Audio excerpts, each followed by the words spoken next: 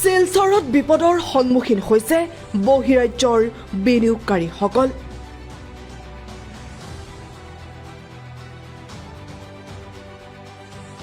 চৰকাৰ সমৰ্থিত বৃহৎ আন্তঃগাঁথনি প্ৰকল্পত ধন দাবী, ভাবুকি আৰু পথ অৱৰোধৰ অভিযোগেৰে প্ৰকল্পটো বন্ধ কৰাৰ ষড়যন্ত্ৰ একাংশ দুষ্কৃতিকাৰীৰ।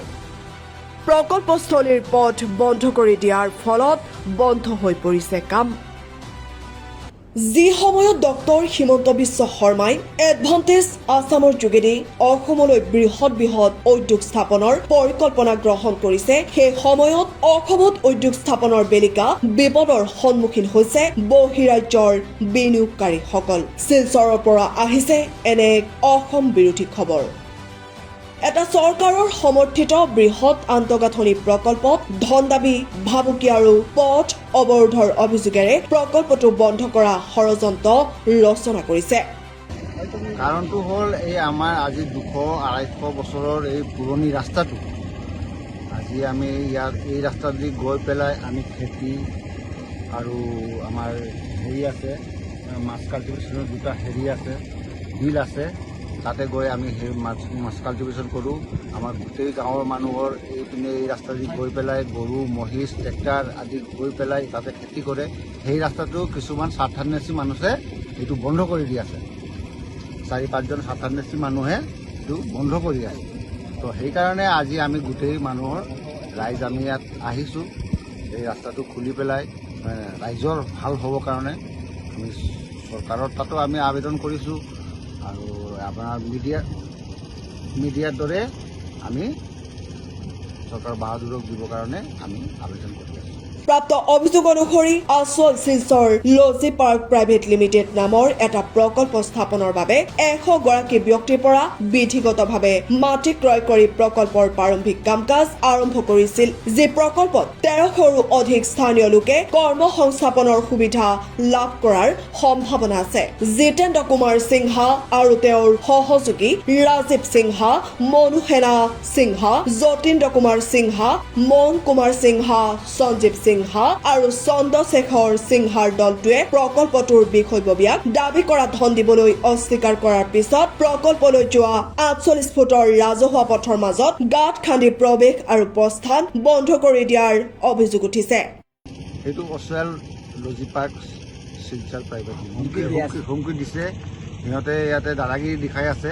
আমাৰ মানে হেৰিবিলাক ইয়াৰ বাহিৰৰ পৰা অহা মানুহবিলাকক ধমকি দি আছে, কিবা পইচাৰ কথা কৈ আছে। সেইবিলাক মানে আমি শুনি পেলাই আমি নিজেও লাজ পাইছোঁ। তো সেইকাৰণে আমি গোটেই ৰাইজ আমি ইয়াত আহিছোঁ। আহি পেলাই মানে এইটো ৰাস্তাটো আমি মুকলি কৰি দিবৰ কাৰণে মানুহক প্ৰথমতে কোম্পানীৰ মানুহে ক'লে, মানে কোম্পানীৰ যি মানুহজন আমাৰ এই মাটিখন যিখনে ৰেডি কৰি দিছে তেওঁ কৈছে আপোনালোকৰ কাগজ পত্ৰ কিবা যদি থাকে আপোনালোকে মোক দিয়া। আজিলৈকে সিহঁতে কাগজ পত্ৰ দিব পৰা নাই সেই মানুহজনক। এতিয়াতো ৰাইজৰ মানুহ আহিছে, এতিয়ালৈকে আগততো অহা নাই, আহি একো কথা ক'বতো সিহঁতে হেৰি নাই। এতিয়া মানে সিহঁতে ভাগি আছে আৰু বাহিৰৰ পৰা পলাই আছে। ইতিমধ্যে বিভিন্ন প্ৰকাৰে ভাবুকি দিয়াৰ লগতে প্ৰকল্পৰ কৰ্মচাৰীৰ পৰা নগদ ধন কাহিনী আৰু অভিযোগ উঠিছে। এইটো একচুৱেলি গভৰ্ণমেণ্ট অফ আছামৰ যিটো এডভান্টেজ আছাম 2.0 যিটো আমাৰ কিছুমান এটা আমাৰ চলি আছে, বহুত বাহিৰৰ কোম্পানীৰ লগত আমি টাই আপ কৰি পেলাই অসমত নতুন প্ৰজন্মৰ কাৰণে নতুন আমি অপৰচুনিটিজ আনি আছোঁ। তো তাৰে এটা প্ৰজেক্ট আমাৰ ইয়াত শিলচৰৰ এয়া ৰামনগৰ হেৰি বাইপাছ, চিংগাৰী বাইপাছ হয়। চিংগাৰী বাইপাছৰ আমাৰ ইয়াতে অম্বিকাপুৰ পাৰ্ট 2, পাৰ্ট 3ত আমাৰ ৱেৰ হাউচৰ কাম চলি আছে অচুৱেল গ্ৰুপৰ ফালৰ পৰা। সেই অচুৱেল গ্ৰুপৰ ফালৰ পৰা যেতিয়া আমি কামখিনি কৰি আছোঁ, আমাৰ কাম কৰা এতিয়া নাই কমেও বছৰ পাৰ হৈ গৈছে। তো আমি অহাৰ পৰা এই যিটো ৰাস্তাটো দেখি আছে আপোনালোকে, এইটো 48 ফুটৰ ৰাস্তা হয়। আমি যেতিয়াৰ পৰা ইয়াতে আহিছোঁ তেতিয়াৰ পৰা কোনো মানুহৰ একো প্ৰব্লেম নাই। আমি টোটেল চেক কৰিছোঁ কাগজ পত্ৰ, কাৰো একো আপত্তি নাছিলে। এতিয়া যিহেতু মানুহবোৰে বহুত পইচা পাইছে, নিজৰ পইচা পাইছে, তো তেওঁলোকে কি কৰিছে যে তেওঁ এই ৰাস্তাটো নিজৰ নাম ক্লেইম কৰিছে আৰু কৈছে যে আমাক পইচা লাগে, আমি নহ'লে আমি কাম কৰিবলৈ নিদিওঁ, আমাৰ লগত দাবী ধমকি কৰিছে পইচা যে আমি ইয়ালৈ আহোঁ চাইডিলে তেখেতৰ মানুহ থাকিলে আমাৰ পকেটৰ পৰা পইচা কাঢ়ি লৈ যায় চিনহা ফেমিলি হয় মই জানো বাকী কেইজন ভালকে চিনি নাপাওঁ এজন সদায় সদায় মানে মেইনলি তেওঁৱে আহি থাকে জিতেন সিনহা নাম হয় দিছে মাৰিবলৈ আহে হাত ফেৰ খাই আহে তাৰপৰা তেওঁৰ কথা নুশুনিলে তেওঁৰ লগত বুলেট এখনত ল'ৰা এটা লৈ আহে দাড়ি থকা ওখ পাখৰ ল'ৰা এটা লৈ আহে তাক দি পেলাই দাবী ধমকি দিয়ে দিছে ইয়াত কাম কৰিবলৈ দিগদাৰ হৈ যায় ৰাতি সময়ত ইয়াত আহিবলৈ দিগদাৰ হৈ যায় হা তাৰপৰা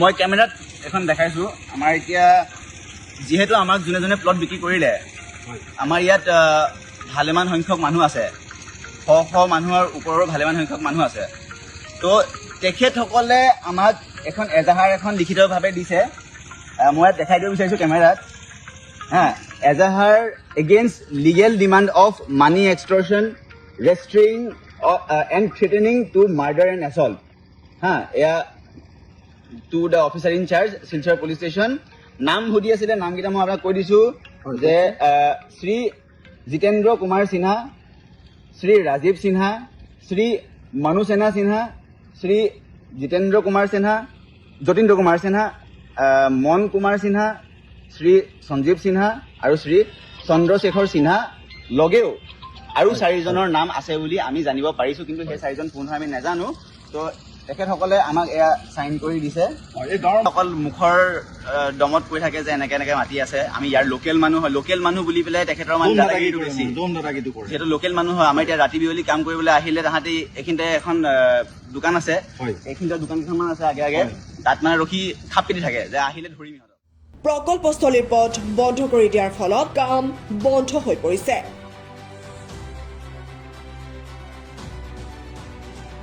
ব্যুৰো ৰিপৰ্ট ট্ৰেণ্ড টুডে 9